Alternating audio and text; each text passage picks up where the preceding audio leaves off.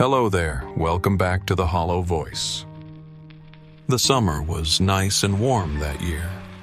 The sun, as always, brought warmth to your skin. The light breezes that swept through the neighborhood made the days not too hot or cold. It was simply perfect weather. But one summer Sally will never forget. Sally was a young girl, 8 years old, long curly brown hair, and bright green eyes. She was always polite, she never lied, and did as she was told. Her mother and father simply adored her. They couldn't ask for a better daughter. Sally giggled as she played with her friends outside of their home. Various games like hopscotch and jump rope, even dolls and tag.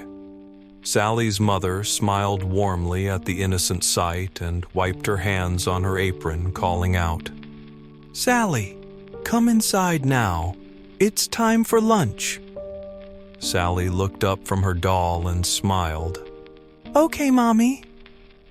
Sitting down at the dinner table, Sally lightly bounced in her seat, excited for who knows what. Her mother placed down a peanut butter and jelly sandwich with the crusts cut off, some carrot and celery sticks on the side, and juice to drink. "Thank you, Mama." "You're welcome, sweetie." As the child began to take hold of her sandwich, her mother took a seat across from the girl and smiled, watching her eat. "Guess what? Your Uncle Johnny is coming over." Sally looked up and smiled. The corners of her lips had traces of peanut butter on them. "Mgee, Munley, Jami?" she repeated through her food. Her mother laughed and nodded. He's coming to help Daddy with his job, and to look after you, too. Maybe all of us can go to the carnival, too." Sally chewed the rest of her bite quickly and swallowed. "Can Sarah and Jenny come, too?" Her mother looked up in thought. "Well, that's up to their mom and dads to say. But if they can, sure." Again, the child giggled and bounced in her seat again, now even more excited of this year's summer vacation. Over the course of the next few days, Uncle Johnny drove up to the house. Climbing out of his car, the man stretched his arms over his head and let out a tired sigh. "Uncle Johnny!" a small voice chirped, earning the attention of the man. Sally dropped the jump rope she was playing with and ran over to the family member, hugging him. "Hey Sal, how have you been?" he asked, lifting the girl up with ease, giving her a proper hug. The girl giggled and looked back to her friends, who were now waving in their direction. "I've been playing with Sarah and Jenny. Let's go inside and tell Mama you're here." "Sounds like a great idea." He smiled and walked inside the house, calling out to the woman. "Marie, I'm here," he called, followed by Sally mimicking him. "Mama, he's here." The housewife hurried out of the kitchen and smiled to see Johnny made it. "Johnny, you got here safe and sound." The man placed the girl down on the ground and gave her bottom a pat to send her off, and hugged the woman. "Of course I did. Why else wouldn't I come here safe and sound?" He laughed, walking into the kitchen with the woman.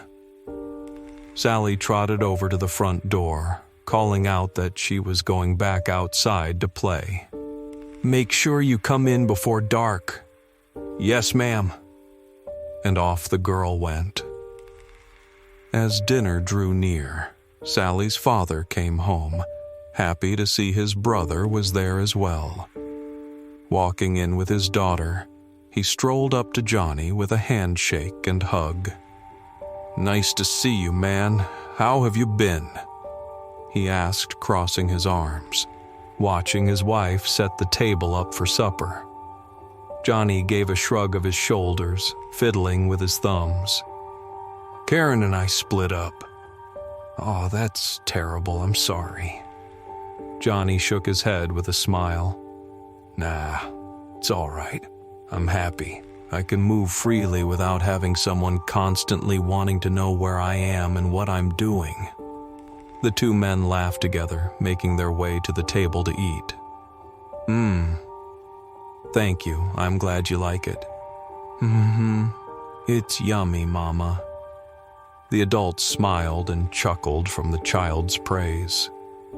Plate after plate was empty, and Sally began to yawn over and over again, rubbing her eyes with her hands. Her mother smiled and gently rubbed her back. "Looks like someone is tired. Time for bed." Sally nodded and hopped off her seat, picking up her plate and carrying it to the sink. Her mother rose up to take her to bed, but stopped from John grabbing a hold of her arm. "I'll take her to bed." He smiled, earning one in return. "All right. Thank you, John." The man nodded, watching the woman make her way to clean the dishes and put up any leftovers. Then looked to see his brother leave for the bathroom to wash up, and followed after the young girl to her room. John smiled and closed the door behind him, watching the girl rummage around through her dresser for pajamas to wear. "You need any help?" he asked, watching the girl look up and nod. "Okay, let's see what you got." The man waltzed up alongside her and began looking through her various pajamas. "You got some strawberry printed ones. I bet you'll smell just like them in your dreams." He took the shirt up and showed her, giving it a few deep inhales. Sally giggled and shook her head, indicating she didn't want to wear her strawberry pajamas. Johnny nodded and placed the shirt back, then pulled out another shirt with a unicorn on it. "How about this one? Bet you'll ride on Miss Unicorn here." Again, the child giggled and shook her head no. The man let out a small huff before placing it back, then took out a regular white nightgown. "How about this? Be able to turn into a princess with this." Sally's eyes lit up and clapped her hands excitedly and nodded. Placing the gown on her bed, he reached over to her and began to unbutton her shirt. "I can get dressed, Uncle," she said with a smile, looking down at his hands on her shirt. The man smiled back and nodded, continuing to work his way down her shirt. "I bet you can, but you're tired, and why not have some help?" he asked, watching Sally nod a few times. Once getting her shirt unbuttoned, he slipped it off her shoulders and gave her tummy a nice poke, making her giggle. He grinned and took a hold of the rim of her shorts and pulled them down. Finally, the man grabbed a hold of her nightgown and pushed the opening over her head, making sure her arms could go through the sleeves. "All done," he said happily, watching the girl smile back, giggling when she bounded on top of her bed. Johnny rose up and picked up her clothes. The door opened up and in walked Sally's mother, coming to tuck her in. "You ready for bed?" she asked, walking around the bed. Johnny looked up and hurried over to the other side of the bed. "I'll tuck her in. That okay?" Marie looked up at him and smiled, shaking her head. "Of course not." She looked down at her daughter and leaned in, kissing the child on her forehead. "Good night, sweetheart." "Good night, Mama." Giving the girl a gentle rub with her thumb on her forehead, the woman took the clothes Johnny had and made her way out of the room. Johnny smiled to the mother and walked over to the light switch, flicking it off. He carefully closed the door to her room and locked it. Slowly, he looked over his shoulder toward Sally. Johnny wore a chilling, crooked smile. After the next few days, Marie noticed that Sally wasn't acting herself. She wasn't smiling as brightly as she did. She wasn't chipper and didn't speak with the same amount of happiness. Marie took a hold of the child's hand before she left to play with her friends. and took her aside. Sally looked up at her mother with a confused look. "Honey, are you feeling okay?" she asked, kneeling down to be at the child's height. Sally stared at her idly and slowly began to weep. Her mother widened her eyes in confusion. "Sally, Mama, I didn't want to, the girl managed to say, though hiccuping sobs. "Didn't want to do what, sweetie?" I didn't want to play. I didn't want to play his game." The child looked up at her mother and hugged her tight. He touched me and made me touch him. Marie frowned and gently began stroking the child's hair, comforting her, lightly shushing her to calm her down. "Shh, it's okay. Mama's here now. It was a nightmare, that's all. The girl had a scary nightmare. Everything is fine now, okay? Don't worry about it anymore." She watched Sally look up at her, her breathing chopped up from her crying, and smiled. "Oh, okay, Mama." Her mother smiled and kissed her forehead. "Now go wash up. Don't want to play with your friends with a dirty face." Sally let out a small giggle and ran off to the bathroom to wash her face. Later that day, Johnny and his brother came back home from work. Frank sighed, smiling when he saw Sally wave to him. The father waved back and closed the car door, making his way up to the house. Johnny looked up at Sally as well and smiled, waving to her. The child's smile slowly wilted, showing less happiness in it, but waved back as well. Johnny also walked inside the house, pausing when he heard the conversation between his brother and his wife. "Sally what?" Frank asked. "She had a nightmare, a very bad one. She said he touched her." "Well, who the hell is he?" "I don't know, Frank, but it was only a nightmare. I just wanted to inform you of what's been going on with her and why she was acting differently."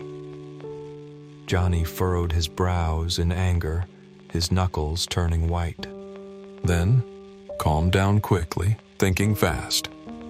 He put on a smile and walked into the room, making it look like he just walked into their conversation and rose his brows. "Whoops, did I interrupt something?" he asked, watching the couple shake their heads. Johnny smiled again and thumbed back in the direction of the car. "I'm going to head to the store. You need anything, Marie?"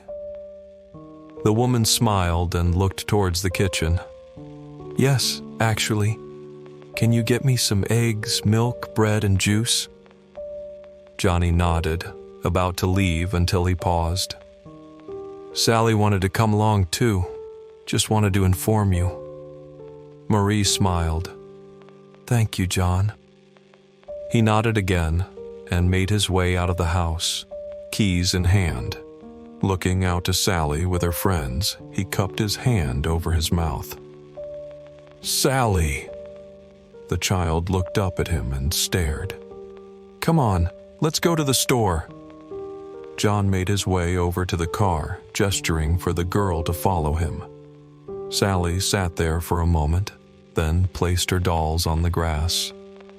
"I'll be back. Please watch over Marzipan and Lily for me." Jenny and Sarah smiled and nodded, continuing to play their game of dolls without her. Sally reluctantly made her way around the car, climbing into the passenger seat and buckled herself in. "Did Mama want you to go to the store?" she asked. Johnny nodded and put the keys in the ignition, turning it on, and backed out of the driveway. "Yep. She wants me to get some food for her. Maybe I can get you something too." He grinned, looking down at the child. Sally nervously smiled back and looked ahead, watching the scenery pass by. As soon as they got to the road leading to the store, Sally noticed he wasn't slowing down to turn into the parking lot. She furrowed her brows, confused, and looked up at him. "Uncle Johnny, the store is back that way," she said, pointing in the direction of the Whole Food store, but nothing came from the man. He just continued driving, a very faint smile on his face. The child sat up and looked past the back seat, watching the store slowly grow smaller till it was out of sight. Realizing they weren't going grocery shopping, the child watched her uncle drive into the small parking lot in the community park near town. No one went to the park on Sundays. Sally felt nervous. Her breathing quickened, watching the man with wide eyes. Johnny put the car into park and turned the ignition off, looking to the child, anger obviously showing in his features. "You told your mom what happened, didn't you?" he asked, watching the girl frantically shake her head no. "You're not playing the game right, Sally." His tone almost had a slight singing to it. The man reached over and pulled the girl to him, ignoring the struggling she was putting up and her whimpering pleas. "You said you'd play the game with me, Sally. You lied to me." Opening the car door beside him, the man climbed out along with the child and shoved her to the ground, quickly pinning her down, ignoring the cries and writhing the child was making. "You have to be punished now for breaking the rules," he said in that slight sing-songy tone, and began to unbuckle his belt. "This just in. A couple finds the body of 8-year-old Sally Williams in the community park. The week-long search is now closed. More tonight at 9. She could have sworn she closed her door before climbing into bed. Guess I forgot. Getting up from the warmth and comfort of her bed, the teen made her way across the room and shut the door. Before she could climb back into her covers, a creak outside in the hall rose up. Was her parents up? They must have checked on her to see if she was asleep or something. As soon as she got her legs covered up, the teen froze to hear a faint sound of crying, though it sounded like a child. Slowly rising up from bed once more, the girl made her way to her door and opened it. The crying seemed to be louder outside of her room. Peering down the darkness, the teen crept down the hallway, following the sounds of the whimpering. Once getting to the end of the hall, the girl gasped. Sitting on the floor in front of the moonlit window was a little girl. She was hunched over, crying. How did she get into their house? Through the window? Swallowing hard, the teen spoke up. Who are you? How did you get into my house?" she asked. Suddenly, the crying stopped. The child slowly moved her trembling hands away from her face and looked behind her, twitching lightly.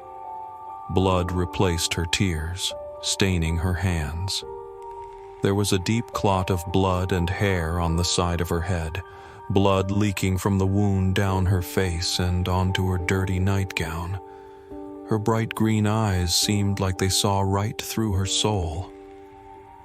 "This is my house," the child spoke, her voice raspy, sounding as if she was struggling to speak. The girl's body twitched and wiggled oddly as she rose up to her feet and turned to face the teen. Her feet were dirty, as if she'd been running through mud. Scrapes covered her knees and legs, and the end of her gown was torn and tattered. The name Sally was sewn into the front. Reaching out with her blood-soaked hand, the girl slowly smiled, blood staining her teeth as she spoke. What did you think of this story? If it touched you in any way, please support it with like, subscribe, and share to your friends. Thank you for being here. May peace and good fortune always be with you.